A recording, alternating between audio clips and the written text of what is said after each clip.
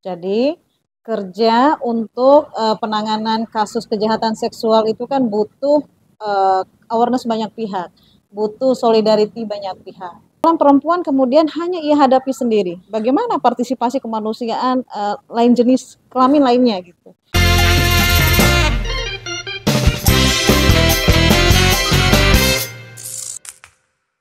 Assalamualaikum warahmatullahi wabarakatuh. Kembali lagi bersama kami di acara Alam Tara Podcast.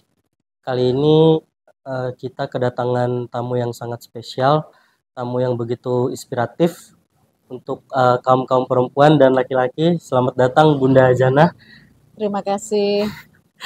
Gimana keadaan hari ini? Apakah dalam keadaan sehat? Alhamdulillah sehat. Semoga selalu sehat Bunda ya. Amin. Agar terus bisa memperjuangkan kondisi perempuan kita khususnya di NTB ini. Jadi begini Bunda, kali ini kita ingin coba mendengarkan, kemudian menyelami, lalu memikirkan kembali hal-hal yang berkaitan dengan terpinggirkannya hak-hak perempuan gitu di dalam konstruksi budaya yang seakan sudah mapan ini gitu. Kita ingin mencoba untuk membahas itu bersama Bunda kali ini. Tentu kita tahu bahwa akhir-akhir ini kita dikejutkan gitu ya, bukan dikejutkan sih, malah kadang udah terbiasa gitu ya, oleh suatu peristiwa di mana ada seorang mahasiswi ya, yang berasal dari Bima yang kuliah di Jogja, kemudian tersandung permasalahan yang cukup membuat kita merasa bersedih ya. Semoga dikuatkan selalu untuk teman-teman kita itu. Lalu kemudian dalam hal ini inspirasi NTB gitu ya, Bunda Jana dan teman-teman telah melakukan advokasi di dalam beberapa hal gitu. Mungkin bisa diceritakan Bunda terkait ini. Terima kasih Bunda. Iya, terima kasih banyak Alam Tara Podcast yang telah memberikan kesempatan kepada saya untuk berbagi kisah inspiratif ya terkait dengan persoalan perempuan yang ada di Nusa Tenggara Barat. Terkait dengan perkembangan kasus W, salah satu cara atau langkah strategis untuk penanganan kasus itu kita tidak boleh sendiri. Jadi kerja untuk penanganan kasus kejahatan seksual itu kan butuh awareness banyak pihak, butuh solidarity banyak pihak. Jadi memang butuh yang mengajak, butuh yang menggerakkan. Tetapi saya tegaskan bahwa kerja penanganan itu harus kerja bersama, baik secara kelembagaan maupun yang punya solidarity personal.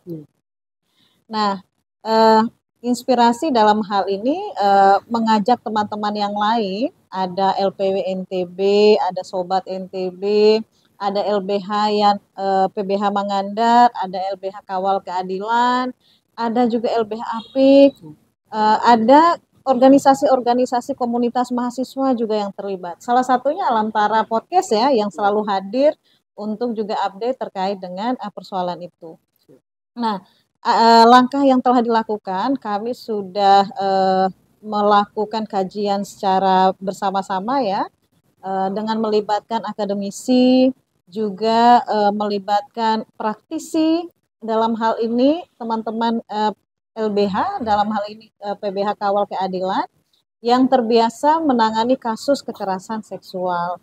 Nah, kita juga penting memastikan bahwa akademisi dalam hal ini yang concern dengan persoalan pidana juga mengambil bagian untuk membedah bagaimana memastikan bahwa saya selalu bilang yang namanya korban pelecehan atau kejahatan seksual itu adalah harus kita yakini bahwa dia korban.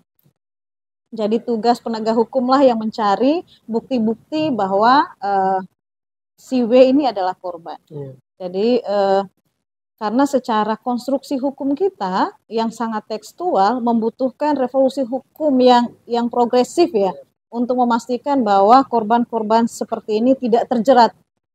Satu, tidak terjerat sendiri. Yang kedua, ya memang dia harus bebas dalam konteks kasus-kasus yang lain misalnya. Ya misalnya pernah ada kasus Nuril juga yang harusnya yang akhirnya mendapatkan gerasi dari Presiden Joko Widodo ya.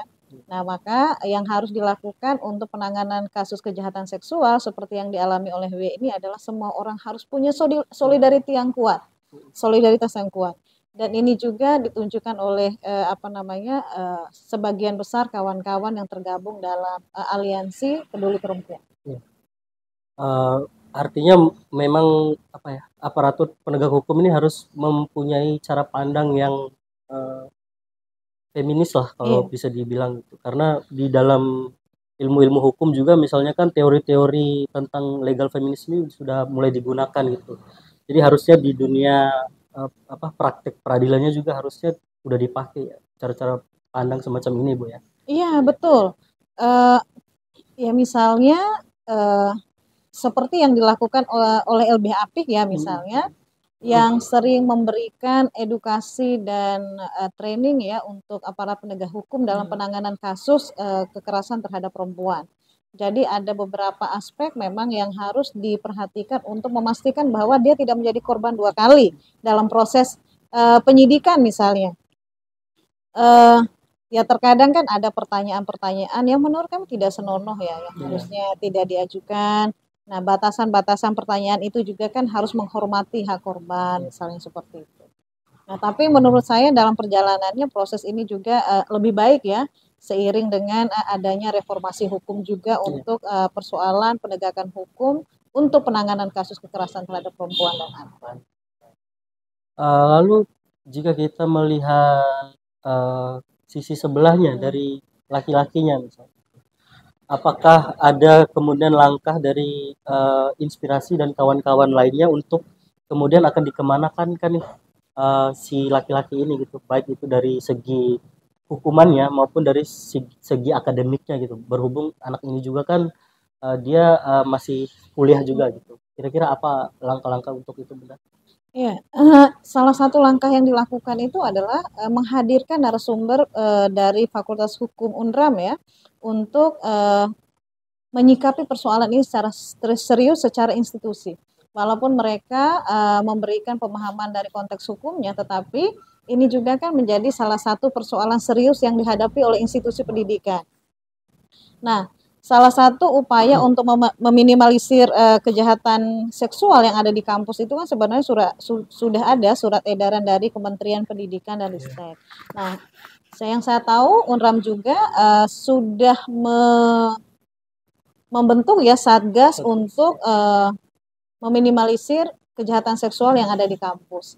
Nah, yang saya lihat perkembangannya, salah satu aktor dari satgas ke Jogja untuk ketemu langsung dengan W dan memastikan bahwa memang salah satu oknum mahasiswa yang inisialnya ini juga bisa diambil sikap secara tegas oleh institusi pendidikan di mana dia mengenyam pendidikan, sehingga memang proses ini juga melalui pengumpulan bukti-bukti yang kuat.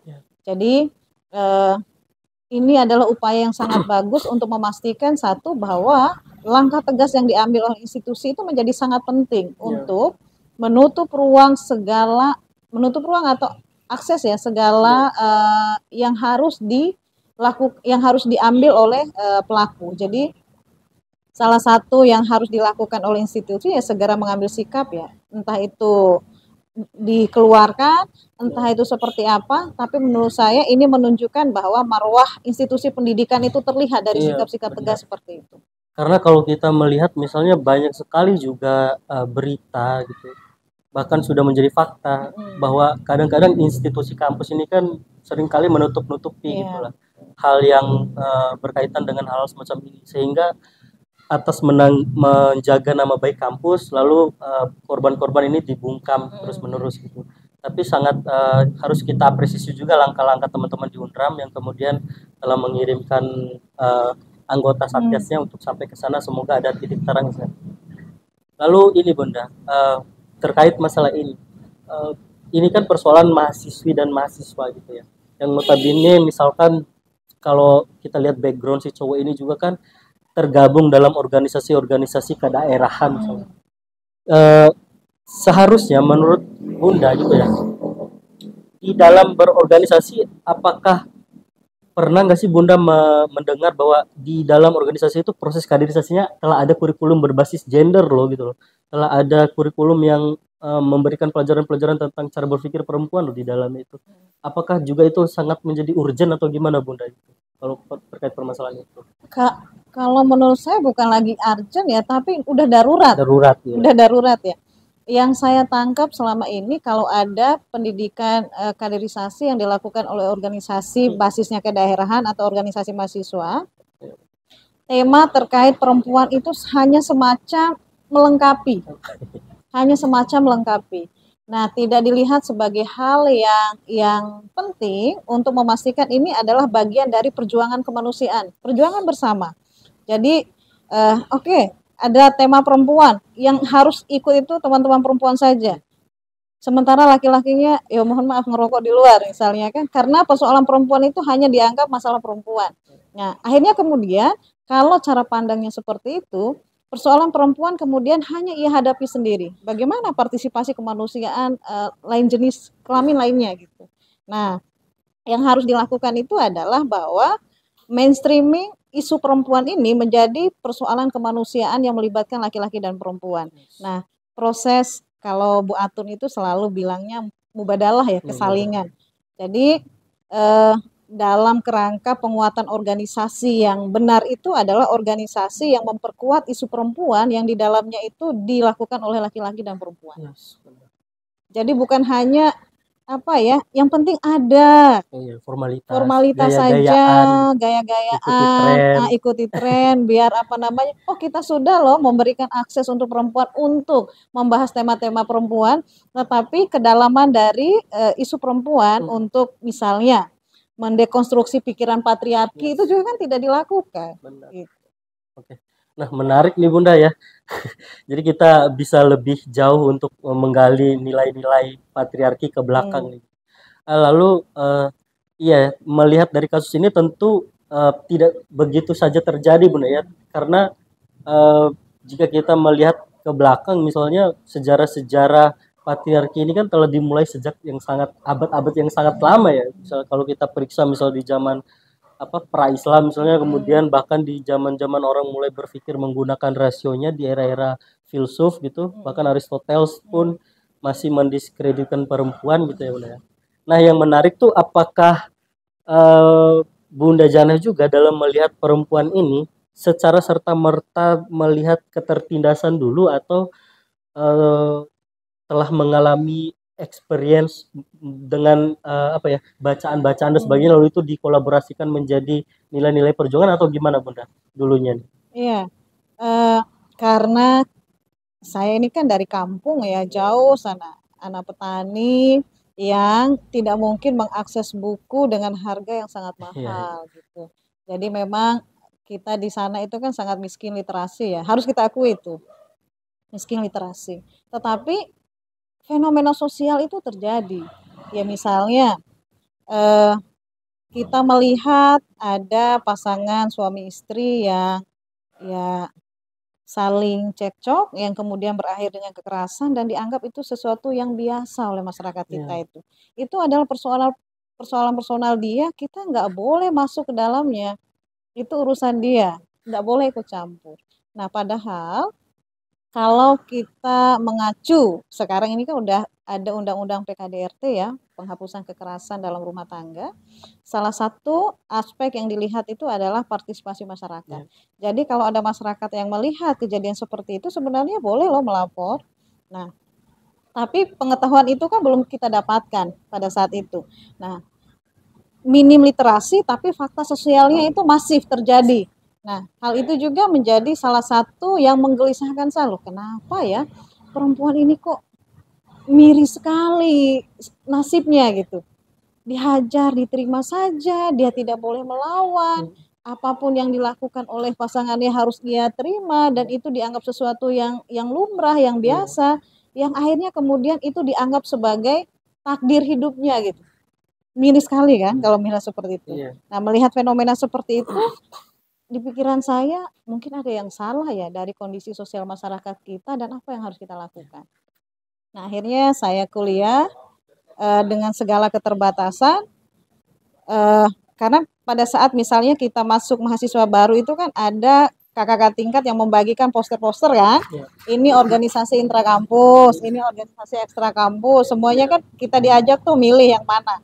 Nah, jadi dari situ saya juga mulai penasaran, oh ini kayaknya menarik ya kalau kita gabung di salah satu organisasi yang ada di kampus. Nah, dari situ ya kita mulai diajarin bagaimana sejarah pergerakan perempuan, fenomena sosial terkait dengan ketertindasan perempuan dan lain sebagainya. Nah, dari situlah titik balik hidup saya untuk menjadi aktivis perempuan. Menjadi perempuan. Keren. Tapi selama ini perjuangan perempuan itu Bunda kadang-kadang diidentikan hanya eksklusif untuk perempuan nih. Itu enggak, itu banyak sekali yang rumor yang beredar soal itu gitu. Apakah kemudian seperti itukah Bunda kenyataannya dalam pergerakan ini? Apakah hanya eksklusif terhadap perempuan atau gimana? Kalau menurut saya tidak ya, karena perkembangannya sekarang itu adalah kita harus meletakkan isu perempuan itu adalah isu kemanusiaan. Yep. Jadi kalau isu kemanusiaan tidak memandang jenis kelamin, bahkan orientasi seksual. Yep. Jadi kalau kita sudah clear meletakkan isu perempuan itu sebagai persoalan kemanusiaan, siapapun itu harus yang tergetar hatinya untuk terlibat, dia harus masuk ke dalamnya. Bukan hanya masuk setengah-setengah ya, jadi harus totality. Karena dia menjadi persoalan kemanusiaan, kalau ini mampu terselesaikan, yang bahagia itu bukan hanya perempuan, laki-laki juga ikut mengambil bagian menjadi laki-laki yang bahagia kan? Benar nggak sih? Benar.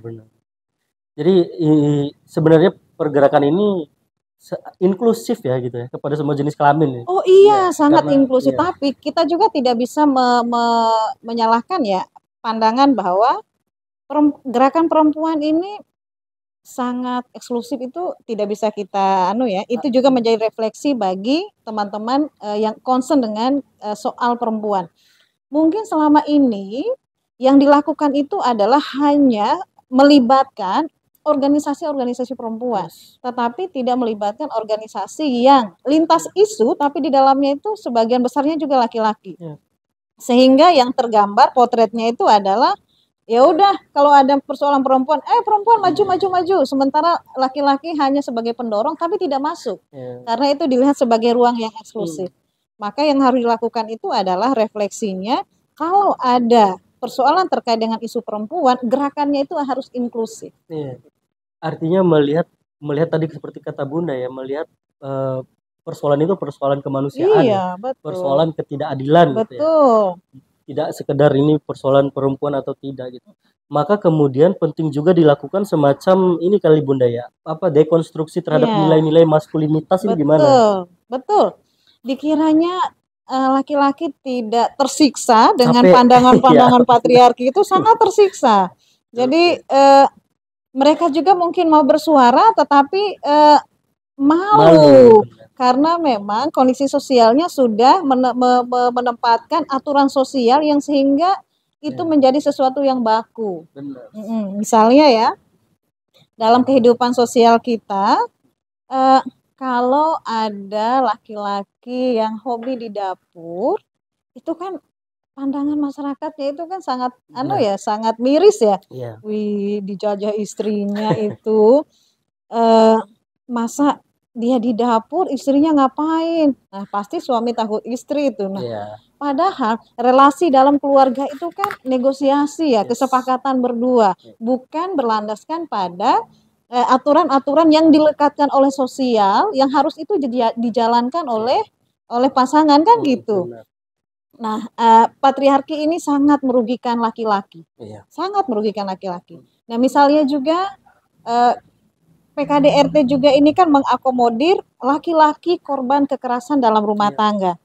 Tetapi faktanya sepanjang saya berkecimpung puluhan tahun di isu PKDRT ini, ya mungkin hanya sebiji dua biji laporan yang dilakukan oleh laki-laki. Ya karena dianggap itu. Tadi ya, Bunda ya, malu terhadap konstruksi maskulinitas tadi gitu. Iya, betul. Bahwa seolah-olah laki-laki ini menjadi makhluk yang perkasa, yang ya memang superior, tidak mungkin dia menjadi korban kan gitu. Padahal di tengah di tengah jalannya dunia yang begitu keras ini kan Bunda ya, kayaknya menangisi di kehidupan tuh harusnya hak semua kelamin Iya, ya. betul, betul. Atau mungkin masih banyak yang terjebak ini kali Bunda ya. Belum bisa membedakan antara sesuatu yang gender dan kodrat ini juga penting nggak sih Bunda, Iya. kita harus obrolkan lagi nih Bunda. Oh, sangat, Iya. sangat. Masyarakat kita melihat bahwa perempuan di dapur Iya. itu adalah kodrat, Kodrat, katanya iya. gitu. Nah, padahal kan tidak seperti itu. Kodrat itu kan sesuatu yang diterima oleh kita sejak lahir dan itu kan tidak bisa dirubah ya oleh laki-laki dan perempuan, yang diterima oleh laki-laki dan perempuan. Ya misalnya ya perempuan hamil, perempuan menyusui, menstruasi, laki-laki punya memproduksi sperma dan lain sebagainya. Itu adalah kodrat. Nah, tetapi terkadang aktivitas sosial yang dilakukan oleh laki-laki dan perempuan yang perannya bisa ditukarkan ini dianggap sebagai kodrat. Kodrat, ya. Padahal ini adalah Gender atau gitu. konstruksi Konstruksi sosial itu. gitu. Makanya itu yang harus clear dari cowok-cowok yang sering mengatakan kalau emang perempuan bisa ngangkat galon, kalau emang cowok bisa ngangkat galon harusnya perempuan juga bisa. Nah, Padahal itu kan sesuatu yang bisa kita komunikasikan gitu ya Bunda ya. Jadi yang kita lihat bahwa upaya gerakan perempuan itu yang dipandang oleh sebagian orang itu adalah misalnya kalau laki-laki bisa naik pohon ya perempuan harusnya bisa naik ya. Tapi ini kan konteksnya yang berbeda. Iya.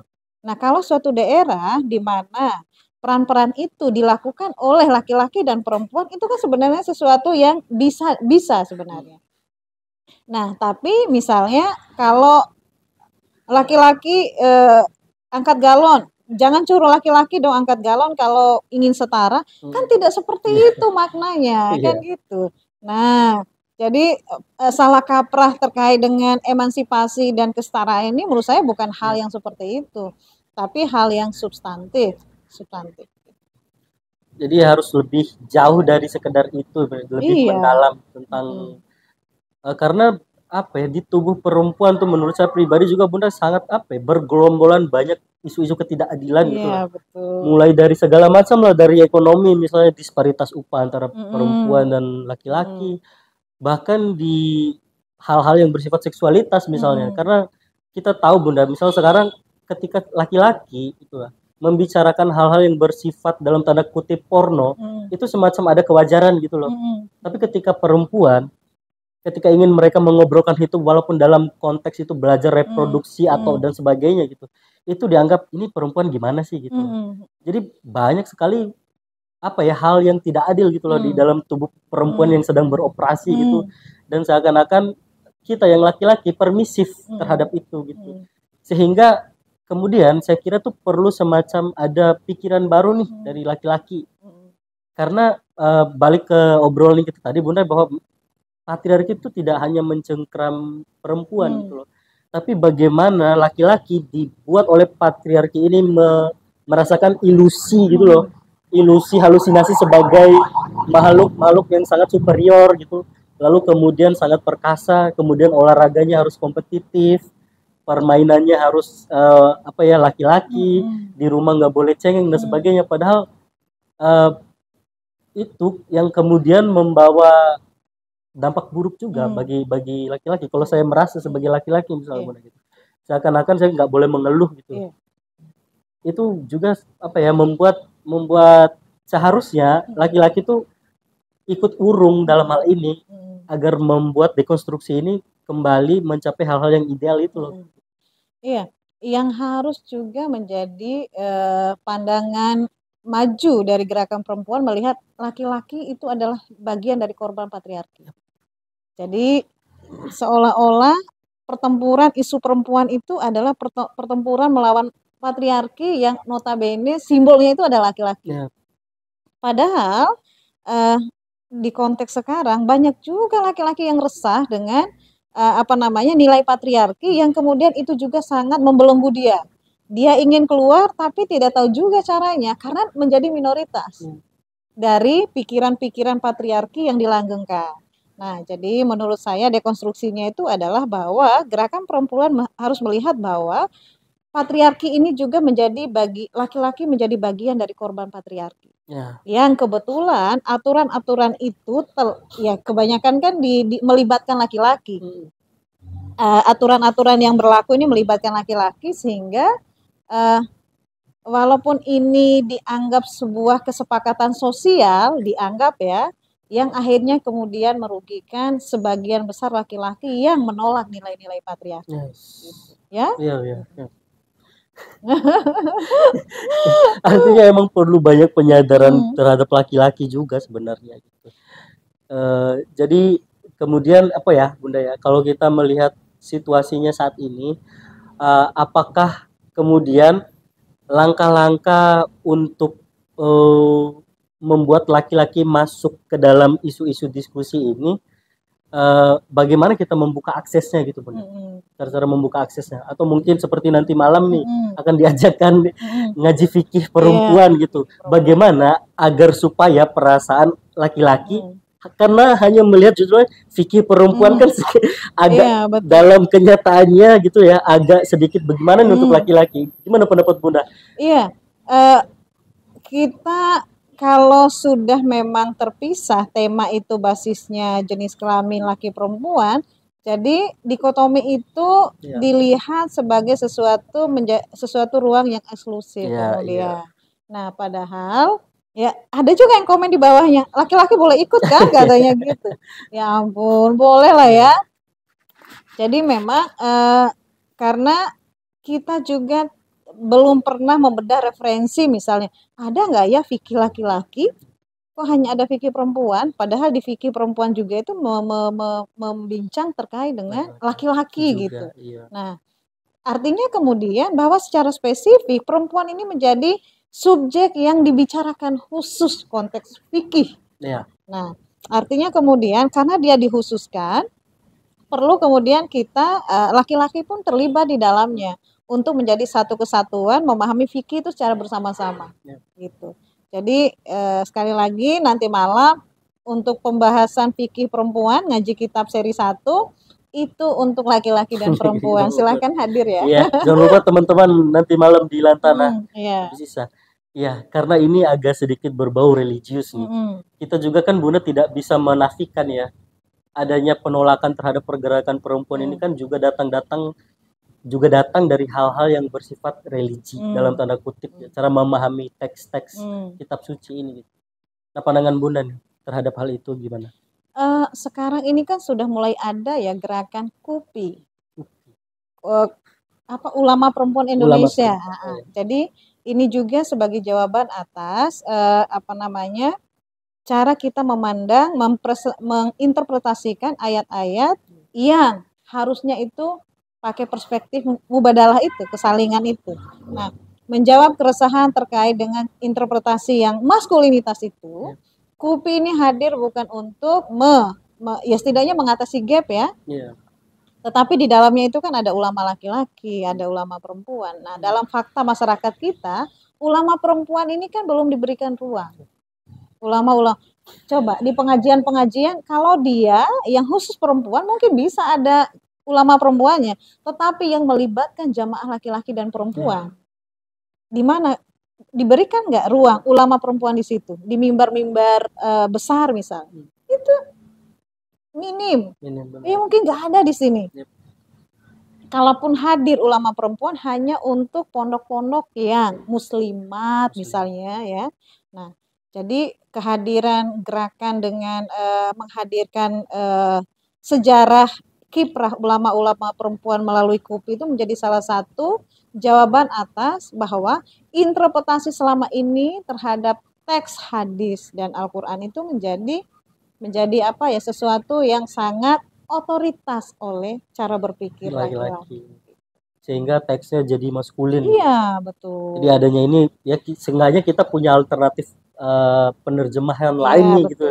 Tapi yang harus kita yakini bahwa misalnya ya panduan hidup kita itu adalah Al-Quran memberikan keadilan untuk laki-laki dan perempuan. Itu yang harus kita menjadi pegangan hidup kita. Nah, cara menjalankannya dan menerjemahkan dalam kehidupan sosial itu kan sudah masuk di interpretasi.